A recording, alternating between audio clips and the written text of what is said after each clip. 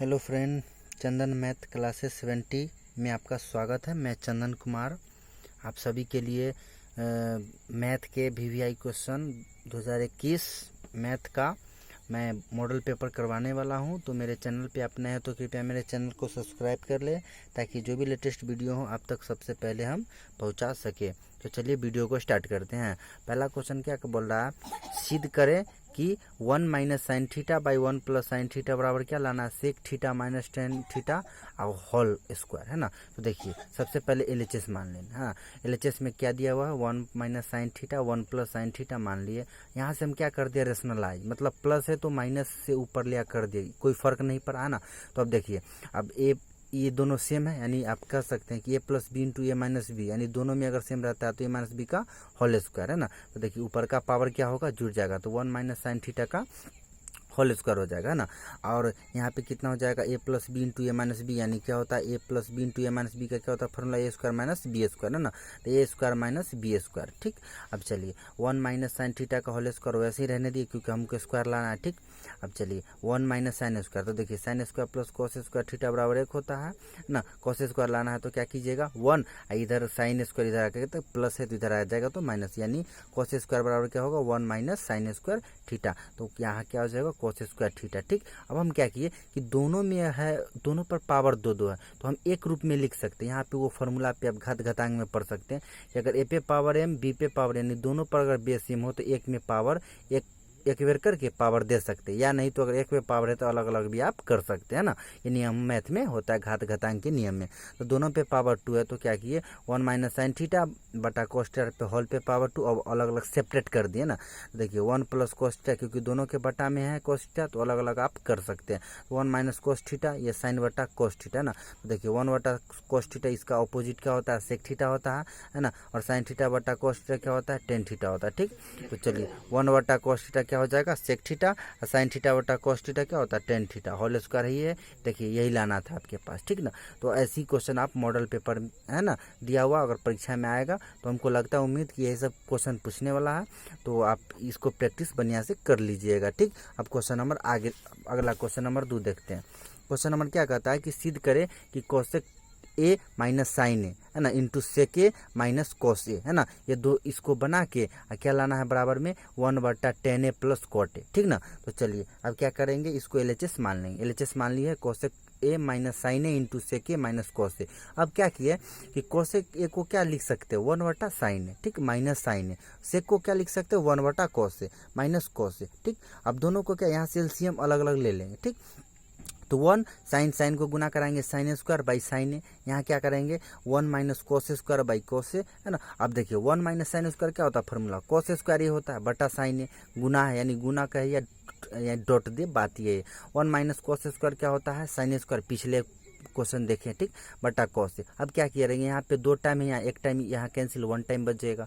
Sign है 2 ऊपर है, 1 लिया 1 कट जाएगा, वहाँ 1 बचेगा, तो ऊपर क्या बचा कॉस ए इंटू साइन बटा 1 है ना। अब देखिए बटा 1 आ गया, क्योंकि बटा हमको लाना है उस पे अकॉर्डिंग ध्यान दे रहे हैं, ठीक। तो 1 को हम क्या लिख सकते हैं sine square plus cos square, ठीक। अब देखिए अब sine square plus cos square अगर ये ऊपर में है तो अगर इसको अगर हम नीचे लाएंगे तो क्या ऐसे चेंज हो जाएगा ना, ठीक ना। अब देखिए ऐसे चेंज हो जाएगा, ठीक। अब यहाँ पे क्या किए हैं साइन स्क्वायर ए प्लस कोस स्क्वायर, दोनों के बटा में कोस इंटू साइन ए, इसको अलग अलग कर दिए, है ना। तो यहाँ अलग अलग करेंगे तो क्या हो जाएगा 1 बटा साइन स्क्वायर ए बटा कोस इंटू साइन ए प्लस कोस स्क्वायर ए बराबर कोस इंटू साइन ए। अब यहाँ से देखिए 1 टाइम ये मतलब कैंसिल हो जाएगा साइन ए, यहाँ भी कोस 1 टाइम कैंसिल हो जाएगा, तो यहाँ क्या बचेगा कोस ए बटा साइन ए बटा कोस ए, तो टेन ए, यहाँ 1 टाइम कट जाएगा कोस, तो कोस बटा क्या हो जाएगा कोट ए, है ना। तो 1 बटा साइन ए टेन ए प्लस कोटे, यही आपको लाना था आरएचएस, ठीक ना। तो अगर वीडियो अगर समझ में आ रहा है तो लाइक और शेयर जरूर करना प्लीज़, है ना। अब क्वेश्चन नंबर 3 देखते हैं मॉडल पेपर का, है ना। देखिए आपके पास ये दिया और इसका ना वर्गमूल निकालने को बोला है। क्या निकालने को बोला है, वर्गमूल। तो सबसे पहले आपको वर्गमूल में 2 चीज़ आपको अति आवश्यक होना चाहिए, एक तो वर्ग अंतराल और दूसरा बारंबारता, ठीक। तो बारंबारता में क्या बोल रहा है ना, तो ये बारंबारता दिया वो 80 से 85, 85 से 90, 90 से 95, 95 से 100, 100 से 105, 105 से 110, 110 से 115 और बारंबारता दिया, है ना। तो सबसे पहले क्वेश्चन बनाने के लिए क्या कीजिएगा ना, तो इसमें लिख दीजिए, देखिए वर्ग 95 से 100 की बारंबारता क्या है, सबसे अधिक है ना। तो जिसकी सबसे बारंबारता अधिक होती है वही बहुलक वर्ग कहलाता है ना। तो इसका बहुलक वर्ग क्या हो जाएगा, 95 से 100 है ना। तो बहुलक वर्ग में जो सबसे छोटा निम्न सीमा होता है उसको हम एल से डिनोट करते हैं, ठीक ना। और जो बारंबारता होती है उसको F1 से करते हैं, ठीक।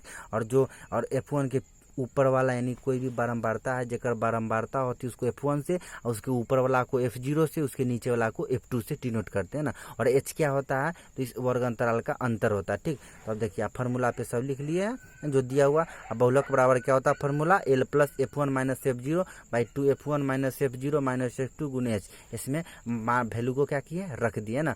95, F1 का वैल्यू 155, F0 का वैल्यू 85, 2F1 यानी 2 गुने 155, F0 का वैल्यू 85, F2 का वैल्यू 11 और गुने H का वैल्यू कितना है 5 है ना। अब देखिए इसको 95 इसको कैलकुलेट करके कितना आ जाएगा, तो इसको कैलकुलेट करके आ जाएगा 98.043 है ना। तो मेन यही इम्पोर्टेंट है। अब क्वेश्चन नंबर देखिए, एक क्वेश्चन है कि उस त्रिभुज ABC का केंद्रक बिंदु ज्ञात करें जिसके शीर्ष दिया हुआ। तो अगर आपको 3 शीर्ष दिया हो उसका अगर केंद्रक निकालना हो तो आप क्या करते हैं, सभी x को जोड़ के 3 से भाग, और y को वैल्यू निकालना है इसका केंद्रक का, तो y को जोड़ के 3 से भाग है ना। क्योंकि अगर आप मध्य बिंदु निकालते हैं कोई भी 2 निर्देशांक का तो 2 से भाग देते क्योंकि यहाँ पे 2 पॉइंट होता है। इसी तरह यहाँ से केंद्रक निकालना हो तो x यानी x1 x2 x3 बाई 3 और y1 plus y2 plus y3 by 3 ये फॉर्मूला होता है ना। तो देखिए ABC मान लिए लेट ABC, माना कि ABC का केंद्र का निर्देशांक मान लिए O x, इसका केंद्र क्या मान लिए है XY। अगर आपको x का वैल्यू तो क्या कहें कि सभी x को जोड़ के 3 से भाग है ना। तो इसको जोड़िएगा तो 12/3 कट के 4 आ जाएगा। y का वैल्यू निकालिएगा, सभी y को जोड़ के 3 से भाग दे दीजिएगा, 0 आ जाएगा ना। तो इसका केंद्र क्या होगा XY, 4 और 0। अब क्वेश्चन नंबर आगे देखते हैं 5। कहता है कि बेलन के आधार की परिधि 132 सेंटीमीटर और उसकी ऊंचाई 25 सेंटीमीटर है, तो बेलन का आयतन ज्ञात करें है ना। तो अब देखिए सबसे पहले आपको बेलन का आधार दिया हुआ, आधार का परिधि दिया हुआ, तो यहाँ से हम रेडियस निकाल सकते हैं ना। तो देखिए आधार का परिधि दिया हुआ 132, देखिए पाई आर स्क्वायर होता है आधार की परिधि बराबर 132 है, काट दीजिएगा तो 22/7 गुना आर स्क्वायर 132, ये 22 छक्का कट जाएगा। और आर स्क्वायर का हमको वैल्यू लाना है ना। आर का वैल्यू लाना तो यहाँ गुना कराइएगा तो 7×42। देखिए यहाँ आर नहीं निकालेंगे, क्यों, क्योंकि आगे देखिए बेलन का आयतन में आर स्क्वायर आता है तो डायरेक्ट वहाँ रख देंगे, रूट में नहीं रख पाएंगे ना, इसलिए आर स्क्वायर ही रहने दिए आर के फॉर्म में, आर स्क्वायर के फॉर्म में, ठीक 42 है, ठीक। अब बेलन की ऊंचाई 25 दिया हो तो बेलन का आयतन क्या होता है वही पूछा आपके पास है ना, बेलन का आयतन। तो फॉर्मूला होता है पाई आर स्क्वायर एच, तो पाई का मान 22/7, आर का वैल्यू देखिए डायरेक्ट रख दिए है ना। तो 42, एच का मान कितना है 25 रख दिए।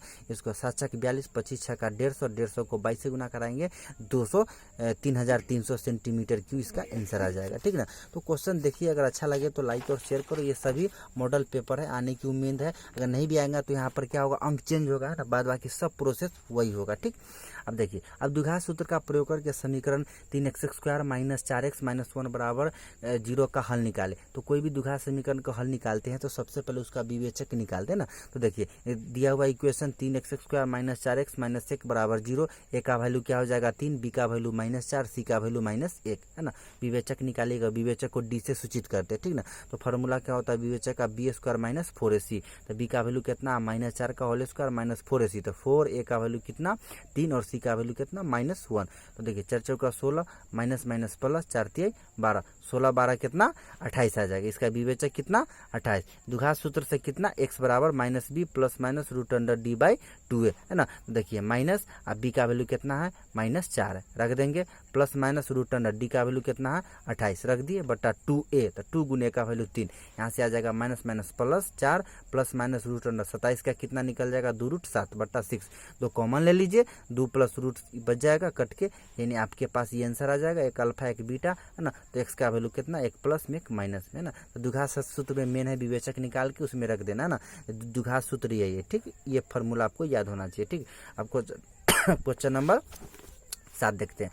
कहता है दो संख्याओं का मौसा 18 तथा उसका गुणनफल इतना, तो आप और उनका लसा ज्ञात करें ना। तो ये भी इम्पोर्टेंट क्वेश्चन है, ठीक। तो दो संख्याओं का अर्थ तो आप जानते हैं कि कोई भी दो संख्या का अगर एलसीएम निकालिएगा और एचसीएफ उसी का निकालिएगा तो दोनों संख्याओं का एलसीएम गुने एचसीएफ क्या होता है, वो दोनों संख्या के गुणनफल के बराबर होता है ना। तो यहाँ मान लिए कि माना कि दो संख्या ए और बी है, तो हम जानते हैं कि दो संख्या का गुणनफल बराबर क्या होता है एलसीएम गुने एचसीएफ। तो दो संख्या का गुणनफल दिया हुआ 12,960, एलसीएम मालूम करना है, एचसीएफ दिया हुआ रख दिए, इधर गुना में इधर आएगा तो भाग में, कट के 720, यानी उस दोनों संख्या का एलसीएम कितना निकल जाएगा 720। तो यही आपसे पूछा, ऑब्जेक्टिव भी पूछा जा सकता है, ठीक ना। अब क्वेश्चन नंबर आगे देखते हैं। कहता है एक शंकु के आधार की त्रिज्या 5 सेंटीमीटर तथा ऊंचाई 12 सेंटीमीटर है, तो इसका वक्र पृष्ठ का क्षेत्रफल ज्ञात करें। तो आप बताइए कि वक्र पृष्ठ का क्षेत्रफल के लिए शंकु का क्या होता है फॉर्मूला, पाई आर एल होता है। तो इसमें आर मालूम है, एल नहीं मालूम है, तो आर और एल नहीं मालूम है, तो नहीं आर मालूम, एल नहीं मालूम है, तो आर और एच दिल है तो एल निकाल सकते हैं ना। तो बस अब प्लानिंग हो गया। अब देखिए आर दिया हुआ, एच दिया हुआ, यहाँ से एल निकाल लिए है ना। तो एल का फॉर्मूला क्या होता है, तिर्यक ऊंचाई, ऊंचाई स्क्वायर प्लस त्रिज्या का होल स्क्वायर, तो 12 का स्क्वायर प्लस 5 का होल स्क्वायर, इसमें मान रख के है ना। तो 12 का स्क्वायर 144, 5 का स्क्वायर 25, जुड़िएगा 169 का वर्गमूल 13। अब शंकु का वक्र पृष्ठ का क्षेत्रफल क्या होता है, पाई आर एल, 22/7, आर का वैल्यू 5, एल का वैल्यू 13, में रख के इसको काट दिए तो इतना आंसर आ जाएगा, ठीक। अब क्वेश्चन नंबर 9 देखते हैं।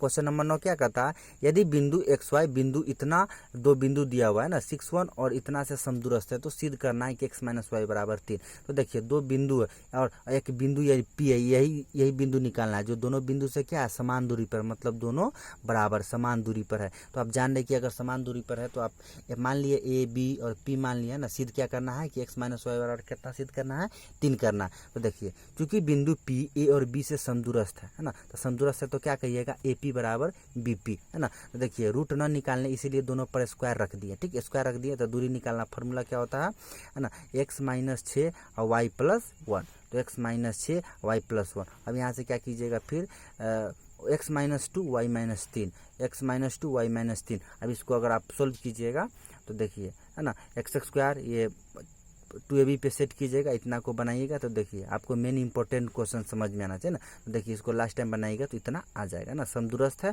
तो आपको ये समझ जाना है कि इतना बराबर होता है। अब क्वेश्चन नंबर लास्ट देखते हैं, मोस्ट वीवीआई क्वेश्चन, ठीक ना। देखिए कह रहा है कि यदि समांतर श्रेणी का 7वां पद 1/9 तथा 9वां पद 1/7 हो तो 63वां पद का मान ज्ञात करें। तो आप जान रहे हैं कि अगर इसमें मान लिए कि माना कि एपी का प्रथम पद ए और सारवंतर डी है ना, तो प्रश्न से क्या बोला है कि 7वां पद 1/9, तो 7वां पद को टीएन से सूचित करते 1/9, तो 7वां पद को लिखने का तरीका क्या, a + 6d, यानी एक कम करके बराबर 1/9, इक्वेशन फर्स्ट मान लिए। दूसरा क्या बोला है कि 9वां पद 1/7 है, तो 9वां पद को क्या लिखेगा, t9 बराबर 1/7, 9वां पद को एक कम करके a + 8d बराबर 1/7। अब दोनों को घटा दीजिए ना, इक्वेशन फर्स्ट सेकंड, क्योंकि ए और डी वैल्यू निकलेगा तभी कोई चीज़ का मान निकल सकता है। तो दोनों को घटा दी, इक्वेशन फर्स्ट में से सेकंड को घटा है, तो a + 6d बराबर 1/9, a + 8d बटा 1/7 घटाइएगा तो माइनस माइनस ये कैंसिल हो जाएगा, 8 में से 6 जाएगा -2 और 1 में से 1/9 में से 1/7 जाएगा, इसको बनाइएगा तो लास्ट में कितना आ जाएगा 1/63, यानी डी का वैल्यू कितना आ जाएगा 163 आ जाएगा ना। आपको है ना अब ए का वैल्यू निकालना है, तो इक्वेशन फर्स्ट या सेकेंड में कोई में डी का वैल्यू रख सकते हैं, तो ए एक इक्वेशन फर्स्ट में रख दिए हैं है ना, तो इसमें आप ए का वैल्यू डी का वैल्यू रखिएगा तो ए भी कितना आ जाएगा 1/63 आ जाएगा ना। अब आपको पूछा है कि इसका 63वां पद ज्ञात करना है, तो 63वां पद निकालने के लिए a + 62d है ना, तो ए का वैल्यू 1/63 प्लस 62 गुने डी का वैल्यू 1/63। इसको कैलकुलेशन हल्का करने के लिए 1/63 कॉमन ले लिए, तो यहाँ बच जाएगा 1, यहाँ बच जाएगा 62, 62 63 और दोनों कट के कितना 1। तो अगर अच्छा लगे तो लाइक और शेयर जरूर करें, और मेरे चैनल पर आप नए हैं तो कृपया चैनल को सब्सक्राइब करें, और मैथ का अच्छा मतलब मॉडल पेपर और वीडियो होगा तो मैं फिर से अपलोड कराऊंगा, ठीक। तो थैंक यू।